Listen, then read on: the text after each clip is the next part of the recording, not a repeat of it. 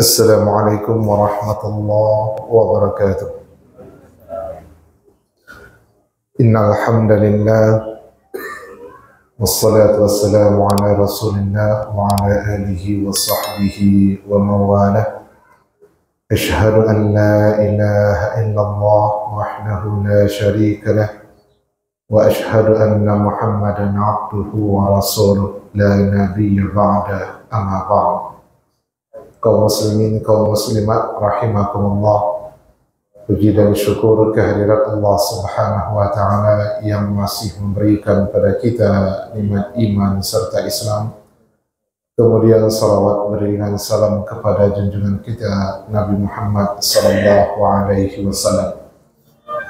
Kaum muslimin, kaum muslimat, hadirin dan hadirat rahimakumullah, salah satu peperangan yang sangat berat sebelah adalah ketika kaum muslimin melawan pasukan Romawi dengan sekutunya.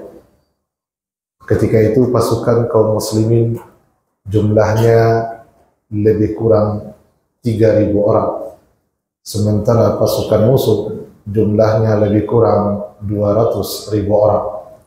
Nah, disebut dengan perang Mu'tah, di mana 3 sahabat Rasulullah sallallahu alaihi wasallam yang sangat dekat dengan beliau gugur dalam perang tersebut. Nabi sallallahu alaihi wasallam memerintahkan untuk memegang panji pasukan kaum muslimin adalah Zaid bin Harithah. Jika Zaid bin Harithah gugur, maka diambil alih komando oleh Ja'far bin Abi Thalib. Seandainya Ja'far juga gugur, maka diambil komando oleh Abdullah bin Rawahah.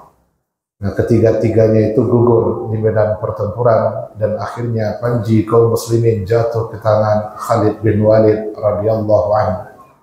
Nah, ketika di tangan Khalid lah pasukan kaum muslimin bisa diselamatkan ya setelah bertempur habis-habisan, dan Khalid bin Walid sendiri mematahkan 9 bilah pedang. Tidak ada lagi senjata yang mau dihempaskan. Akhirnya dengan sisa-sisa pasukan beliau mundur ke kota Madinah. Nah, peristiwa itu dianggap sebagai kemenangan karena yang tidak masuk akal. Lawannya 200.000 orang. Namun pasukan kaum muslimin tidak merasa gentar karena sudah dia mendapatkan kewajiban untuk berjihad di jalan Allah Subhanahu wa taala. Maka ketika kembali ke Madinah, memang ada yang menuduh Khalid bin Walid lari dari medan tempur, tetapi Nabi SAW membelanya karena itu harus dilakukan, karena persenjataan dan kemampuan juga sudah tidak memungkinkan. Nah, kaum muslimin, kaum muslimat rahimakumullah, salah seorang di antara sahabat yang gugur ketika itu adalah Ja'far bin Abi Thalib. Nah, Ja'far bin Abi Thalib ketika gugur di medan perang, Nabi SAW mengumumkannya kepada para sahabat bahwasannya sahabatnya yang bernama Ja'far bin Abi Thalib telah gugur. Nah, ini disebut dengan na'yun, mengumumkan kematian. Nah, di masa jahiliyah juga ada na'yun, pengumuman kematian. Cuman bedanya dengan pengumuman kaum muslimin, orang-orang jahiliyah mengumumkan kematian seseorang diiringi dengan puja dan puji, menyebut-nyebut jasanya. Nah, seolah-olah kalau dia mati, maka kita tidak bisa hidup lagi.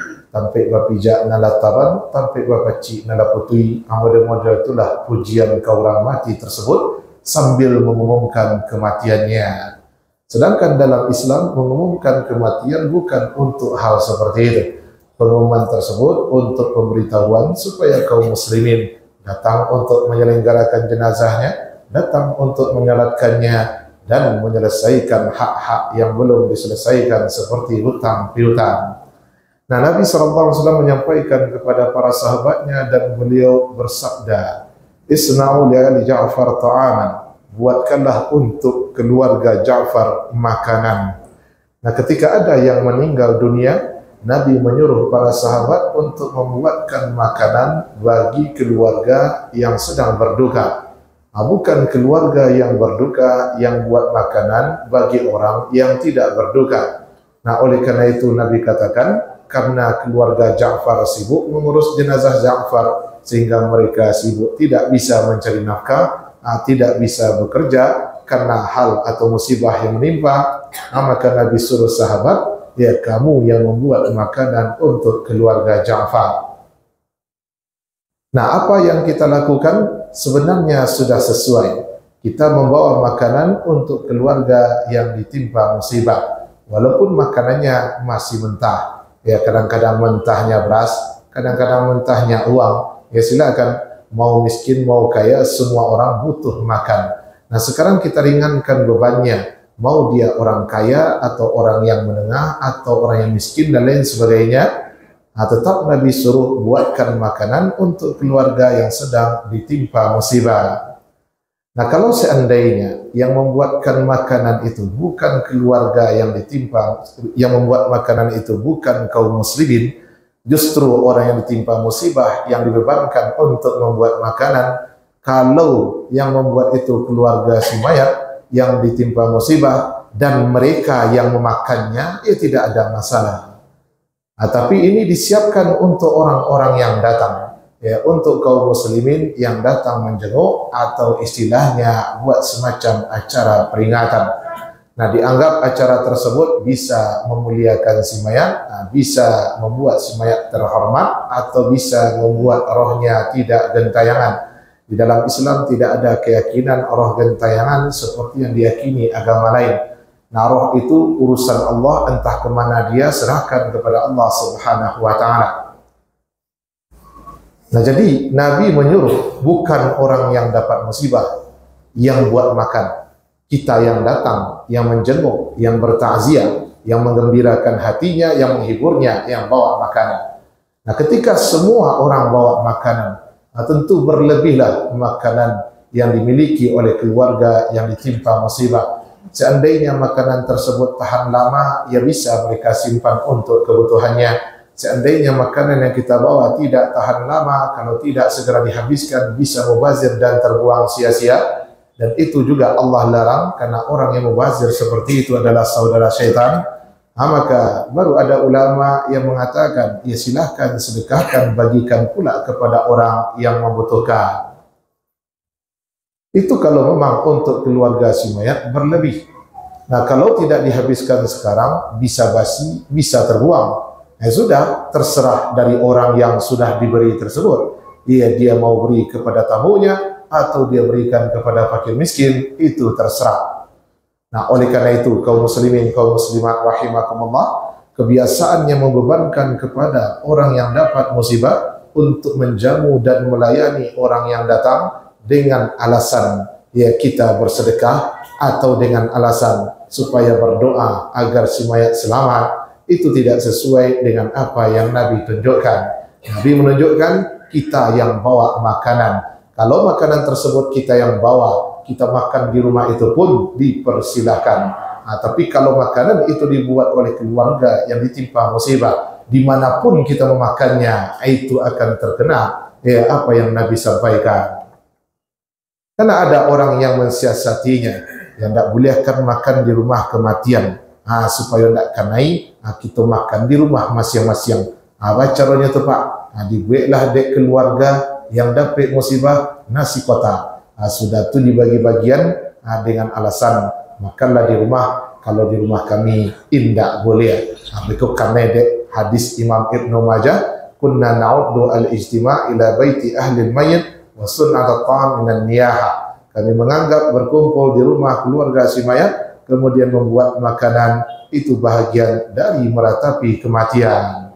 Nah, kalau sudah meratap, maka si mayat diazab gara-gara diratapi. Nah, kalau seandainya yang membawa makanan adalah orang yang datang, lalu dihidangkan kembali oleh keluarga yang dapat musibah kepada orang yang datang, ya tidak ada masalah kalau memang orang yang sudah kita beri memutuskan seperti itu.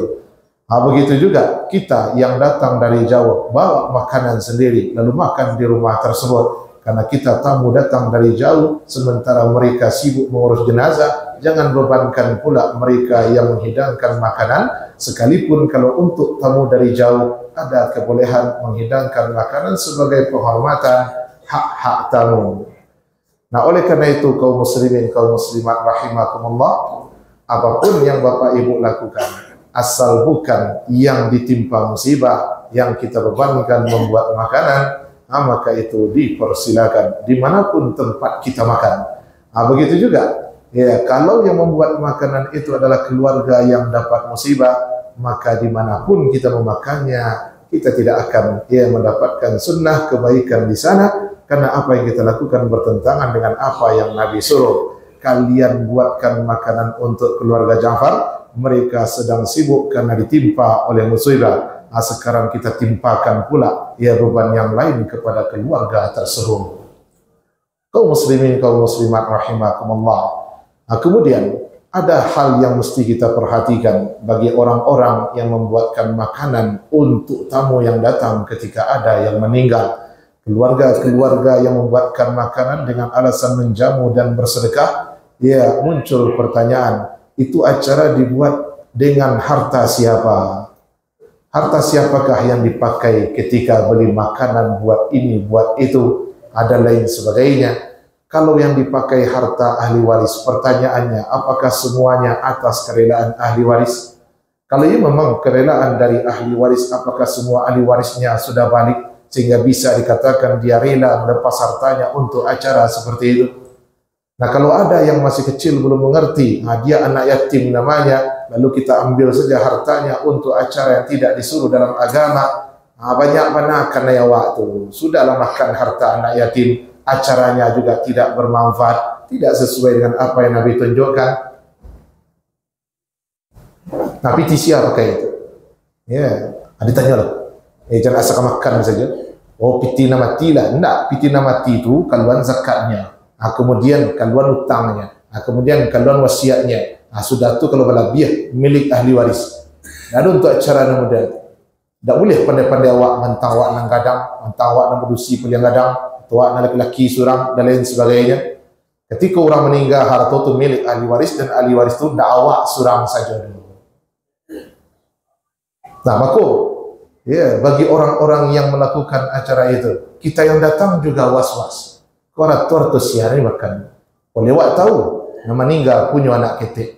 Anak ketik kalau bapaknya meninggal, nak yatim lah namanya. Janar tu nak yatim tu, nanti hidangkannya kawan. Nah, itu permasalahan yang kita hadapi, karena kita tidak menjalankan apa yang Nabi tegaskan. Ketika Ja'far bin Abi Talib meninggal dunia, kita nambuat makanan. Kita bawa bari, kita bawa piti, bawa sambal berantang bagai untuk keluarga tersebut. Kalau sibuk, sehingga tak sempat masak. Kalau sibuk, tak sempat menyiapkan makanan untuk keluarga. Kalau balabia, hanya gian pula ke orang putas Arabinya. Tapi kalau inyolan kau masak untuk awak yang datang, inyolan dapat musibah, inyolan bagi makan kau awak. Ayo, di malu sunnah Nabi-nya tu. Lalu bagi judul tu sedekah, tu memuliakan tamu. Hendak. Yang namanya sedekah tidak seperti itu. Itu tidak sesuai dengan yang Nabi suruh. Kita yang buat makanan, bukan mereka yang buat makanan. Intinya seperti itu. Mau makannya di mana, itu terserah. Ini disiasati. Yang buat orang yang dapat musibah. Tapi makannya di sebelah tetangga. Sama saja. Bukan masalah rumahnya di mana makannya. Nabi masalahnya itu. Kamu yang buatkan, bukan mereka yang buatkan. Mudah-mudahan kita bisa pahami, kita bisa lakukan apa yang menjadi sunnah Nabi, sehingga yang dapat musibah diringankan, dan kita yang datang pun dapat pahala. Meringankan beban yang sedang menimpa mereka. Jangan bebankan lagi hal-hal yang tidak dibebankan oleh agama, sekalipun mereka tidak merasa keberatan. Astaghfirullah li wa lakum. Wassalamualaikum warahmatullahi wabarakatuh.